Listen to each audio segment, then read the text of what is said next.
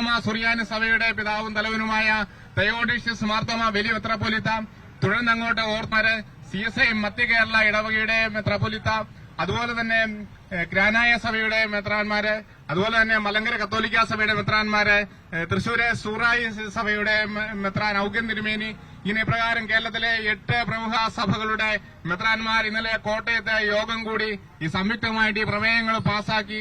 അവരും അതോടൊപ്പം തന്നെ ഉണ്ടായിരുന്ന വിവിധ സഭകളുടെ വൈദികരും അൽമായരും അടങ്ങുന്ന 100-ലധികം പ്രതിനിധികളും ഒപ്പിട്ട ഒറിജിനൽ ഒപ്പ് സഹിതമുള്ള നിവേദനമാണ് ബഹുമാനപ്പെട്ട മുഖ്യമന്ത്രിക്ക് സമർപ്പിച്ചിരിക്കുന്നത്. ഞാൻ പറയുന്നത് എന്താണെന്ന് ചോദിച്ചാൽ, ഇവിടെ ഈ സമരം ഇത് ഒറ്റപ്പെട്ട ഒരു സമരമല്ല, അല്ലെങ്കിൽ കത്തോലിക്ക കോൺഗ്രസ് എന്ന് പറയുന്ന ഒരു സംഘടന നടത്തുന്ന ഒരു സമരമല്ല. ഇത് ഒരു സൂചന മാത്രമാണ്. കേരളത്തിലെ ക്രൈസ്തവ സമൂഹം ഒന്നടങ്കം ഈ ഒരു പ്രതിഷേധ പ്രകടനത്തിന്റെ പുറകിലുണ്ട് എന്ന് നിങ്ങളോട് ഞാൻ ആദ്യമായിട്ട് പറയുകയാണ്. അപ്പോൾ അതുകൊണ്ട് തന്നെ ഇതൊരു പ്രാരംഭം മാത്രമാണ്, ഇതൊരു അവസാനമല്ല, ഇതൊരു തുടക്കം മാത്രമാണ്. ബഹുമാനപ്പെട്ട JB കോശി കമ്മീഷൻ റിപ്പോർട്ട് സംസ്ഥാന സർക്കാർ എത്രയും പെട്ടെന്ന് പുറത്തുവിടുവാനായിട്ട് തയ്യാറാകണം. കാരണം കേരളത്തിലെ ക്രൈസ്തവ സമൂഹം വളരെയധികം ആകാംക്ഷയോടെ പ്രതീക്ഷയോടുകൂടി കാത്തിരിക്കുന്ന ഒരു റിപ്പോർട്ടാണത്. ഏതാണ്ട് JB കോശി കമ്മീഷന് കിട്ടിയ നിവേദനങ്ങൾ എന്ന് പറഞ്ഞാൽ 6 ലക്ഷം നിവേദനങ്ങളാണ് കിട്ടിയത്. കേരളത്തിൽ ഏതാണ്ട് 60 ലക്ഷത്തിൽ പരം ക്രൈസ്തവരുണ്ടെങ്കിൽ അതിന്റെ 10% ആളുകളെ JB കോശി കമ്മീഷന്റെ മുമ്പാകെ റിപ്പോർട്ടുകൾ, നിവേദനങ്ങൾ സമർപ്പിച്ചിട്ടുണ്ടെന്നുള്ളതാണ്. അത്രമാത്രം ക്രൈസ്തവ സമൂഹം ഈ ഒരു റിപ്പോർട്ടിന് വേണ്ടി സമർപ്പിക്കുകയും ആകാംക്ഷയോടെ കാത്തിരിക്കുകയും ചെയ്യുന്ന വളരെ പ്രധാനപ്പെട്ട ഒരു റിപ്പോർട്ടാണിത്.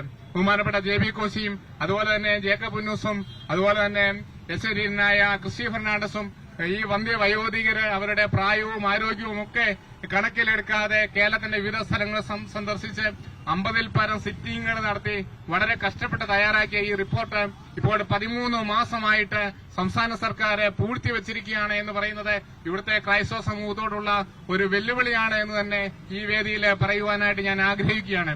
അത് എപ്പോഴും ചോദിക്കുമ്പോൾ ഞങ്ങൾ പഠനം നടത്തുകയാണ്, പഠനത്തിന്റെ അടുത്ത പടിയാണ് എന്നാണ് ആവശ്യപ്പെട്ടുകൊണ്ടിരിക്കുന്നത്. പക്ഷേ നമ്മുടെ ഇവിടുത്തെ പ്രധാനപ്പെട്ട ആവശ്യം ഈ justice JB Koshy commission report വളരെ സമഗ്രമായിട്ടുള്ള റിപ്പോർട്ടാണ്. അത് കേരളത്തിലെ ക്രൈസ്തവ സമൂഹത്തിന്റെ വിവിധമായ ഉന്നമനത്തിനുള്ള റിപ്പോർട്ടാണ്. എന്നാൽ അത് മാത്രമല്ല, കേരളത്തിന്റെ സമഗ്ര വികസനത്തിന് ഉതകുന്ന എല്ലാ നിർദ്ദേശങ്ങളും ഉൾക്കൊള്ളുന്ന ഒരു റിപ്പോർട്ടാണ്. അതുകൊണ്ട് തന്നെ ഈ ഒരു റിപ്പോർട്ട് എത്രയും പെട്ടെന്ന് പുറത്തുവിടുവാനായിട്ട് സർക്കാർ തയ്യാറാകണം. കാരണം സഭകൾക്ക് ഈ ടെക്സ്റ്റ് വളരെയധികം ആവശ്യമുണ്ട്. ഇത് സഭകളുടെ ആഭ്യന്തരമായിട്ടുള്ള പഠനത്തിനും വിലയിരുത്തലിനും ഞങ്ങളുടെ തന്നെ കുറവുകൾ ഞങ്ങൾക്ക് തന്നെ കണ്ടെത്തി പരിഹരിക്കുന്നതിനും ഒക്കെ ഈ റിപ്പോർട്ട് വളരെയധികം ആവശ്യമുണ്ട്. അതിനുശേഷം ഈ റിപ്പോർട്ടിന്റെ അടിസ്ഥാനത്തിൽ വേണം സർക്കാരിനോട്, സംസ്ഥാന സർക്കാരിനോടും കേന്ദ്ര സർക്കാരിനോടും ഒക്കെ വിവിധ ആവശ്യങ്ങളും നിവേദനങ്ങളും സമർപ്പിക്കുന്നതിനായിട്ട്. അപ്പോൾ ക്രൈസ്തവ സമൂഹത്തിന്റെ ഈ വലിയൊരു ആവശ്യം 1 വർഷത്തിലധികമായിട്ട് സംസ്ഥാന സർക്കാർ നിരാകരിച്ചുകൊണ്ടിരിക്കുന്നു എന്നത് വളരെയധികം വേദനാജനകമാണ്. അതിനുള്ള ഖേദവും പ്രതിഷേധവും ഈ അവസരത്തിൽ നിങ്ങളേവരെയും അറിയിക്കുവാനായിട്ട് സീറോ മലബാർ സഭയുടെ പബ്ലിക് അഫയേഴ്സ് കമ്മീഷൻ സെക്രട്ടറി എന്ന നിലയിൽ ഞാൻ പ്രത്യേകമായിട്ട് ആഗ്രഹിക്കുകയാണ്. ഞാൻ ഈ ഒരു വേദിയിൽ JB കോശി കമ്മീഷൻ റിപ്പോർട്ട് എത്രയും പെട്ടെന്ന് 4 ലക്ഷത്തിലധികം ആളുകളുടെ നിവേദനങ്ങൾ പരിശോധിച്ച് 50-ലധികം സിറ്റിംഗുകൾ നടത്തി തയ്യാറാക്കിയ റിപ്പോർട്ട് എത്രയും വേഗം പുറത്തുവിടണമെന്നും അതോടൊപ്പം തന്നെ നേരത്തെ ക്രൈസ്തവ സമൂഹത്തിനുണ്ടായിരുന്ന അവധി അത് സംസ്ഥാന സർക്കാർ ഏകവിഷയമായിട്ട് നിർത്തലാക്കി ഈ ഒരു അവധി പുനഃസ്ഥാപിച്ചുകൊണ്ട് വീണ്ടും ദുഃഖാന തിരുനാള് ക്രിസ്തുവിന്റെ 12 അപ്പസ്തോലന്മാരിൽ ഒരാളായ തോമാസ് ശ്ലീഹ കേരളത്തിൽ വന്ന് ആ ഒരു പുണ്യപുരുഷന്റെ രക്തസാക്ഷിത ദിനം ഇവിടെ നമുക്ക് ആചരിക്കേണ്ടതായിട്ടുണ്ട്. അത് അവതരിപ്പിക്കുന്നു. എല്ലാവർക്കും നമസ്കാരം.